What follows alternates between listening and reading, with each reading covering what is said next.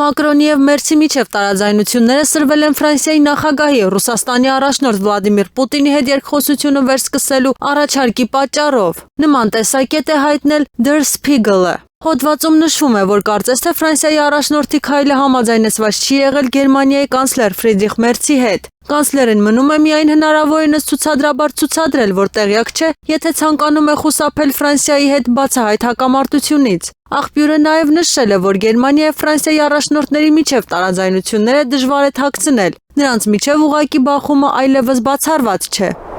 Ռուսաստանի արտաքին գործերի նախարար Սերգեյ Լավրովը զգուշացրել է Եվրոպայում անհասկացող քաղաքական գործիչներին, որ Ռուսաստանի արձագանքը հարձակմանը կլինի ջախջախիչ։ Եվրոպայում այն անհասկացող քաղաքական գործիչների համար, որոնց հուսով եմ կցուցադրվի այս հարցազրույցը, ես կրկնում եմ, պետք չէ վախենալ, որ Ռուսաստանը կհարձակվի որևէ մեկի վրա, ասել է Լավրովը։ Նա նաև հավելել է, որ եթե որևէ մեկը որոշի հարձակվել Ռուսաստանի վրա, պատասխանը կլինի ջախջախիչ։ Լավրովը հիշեցրել է, որ Ռուսաստանի նախագահ Վլադիմիր Պուտինը բազմիցս հրապարակայնորեն հայտարարել է այդ մասին։ Եթե Եվրոպայից ռազմական կոնտինգենտները տեղակայվեն Ուկրաինայում, դրան կդառնա Ռուսաստանի օրինական թիրախ, հայտարարել է Լավրովը։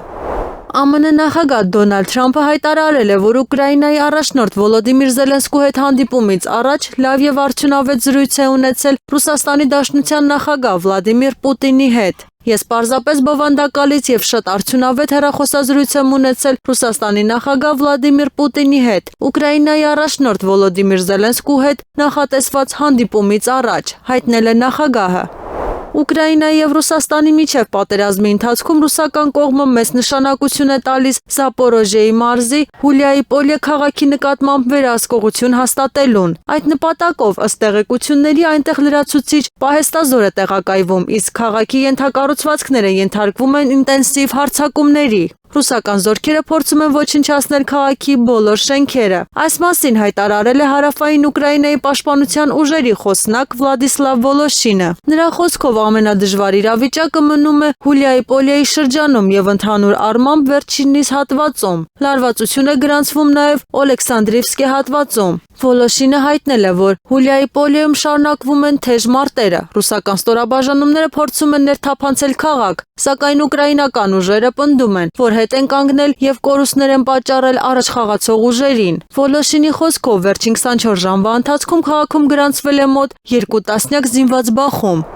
Իրանի արտգործնախարար Աբբաս Արաղչին հեռախոսազրույց է ունեցել իր կատարածի գործընկեր Շեյխ Մոհամմեդ բին Աբդուլռահման Ալ-Թանիի հետ, որի ընթացքում կողմերը մտքեր են փոխանակել տարածաշրջանային կարևոր հարցերի շուրջ։ Այս մասին հաղորդել է IRNA-ն։ Նախարարները մտահոգություն են հայտնել Պաղեստինում եւ Լիբանանում ստեղծված իրավիճակի վերաբերյալ, Իսրայելի ռեժիմի կողմից հրադադարի համաձայնագրերի խախտումների, ինչպես նաեւ Գազայի եւ Լիբանանի վրա հարձակումների շարունակման եւ խաղաղ բնակիչների թիրախավորման պայմաններում։ Նրանք ընդգծել են միջազգային հանրության կողմից Իսրայելի վրա ճնշում գործադրելու անհրաժեշտությունը, իր պարտավորությունները լիովին կատարելու եւ ցեղասպանության, օկուպացիայի եւ էքսպանսիոնիզմի քաղաքականությունը դադարեցնելու համար։